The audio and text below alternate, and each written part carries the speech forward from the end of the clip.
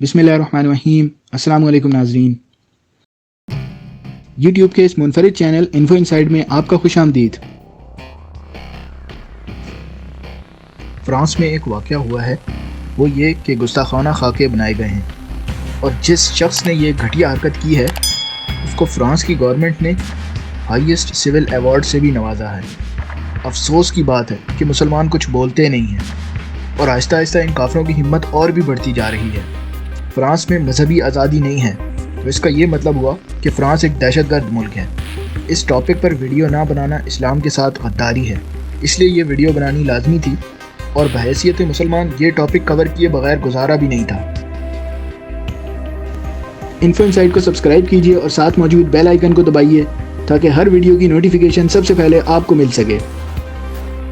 इस हवाले से एक अच्छी खबर भी है कि तैयब एर्दोगान के बाद अब पाकिस्तान के प्राइम मिनिस्टर ने भी फ्रांस के ख़िलाफ़ सख्त बयान दे दिया है, लेकिन ये बयानबाजियाँ और एहतजाज कोई हैसियत नहीं रखते।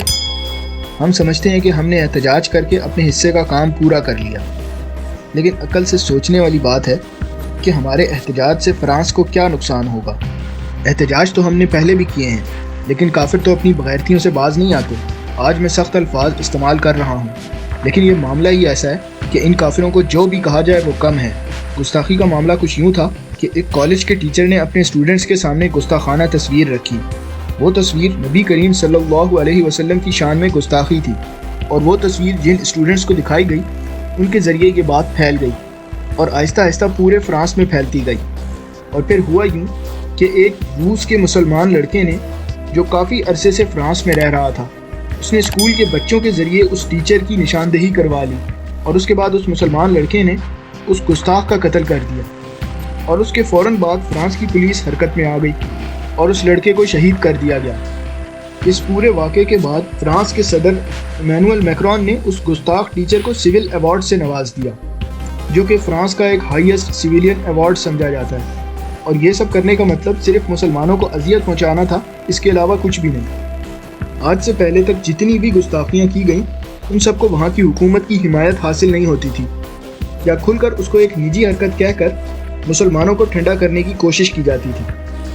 लेकिन कभी ऐसा नहीं हुआ कि किसी गुस्ताख को उसकी गुस्ताखी पर अवार्ड से नवाजा गया हो। दुख की बात है कि हम मुसलमान हैं, लेकिन हमें सही मानों में इस्लाम का पता ही नहीं है। मुल्क में इस वक्त अपनी सियासत को बचाने के लिए एक अफरा तफरी का आलम है।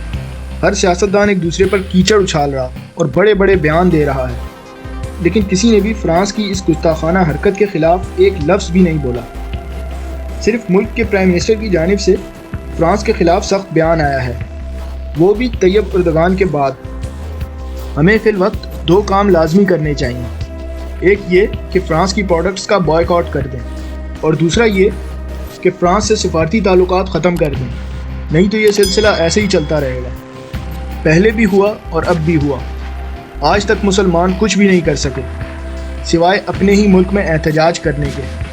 अपने ही मुल्क में अपनी ही चीज़ों को आग लगाने से काफिरों का कुछ नहीं होगा।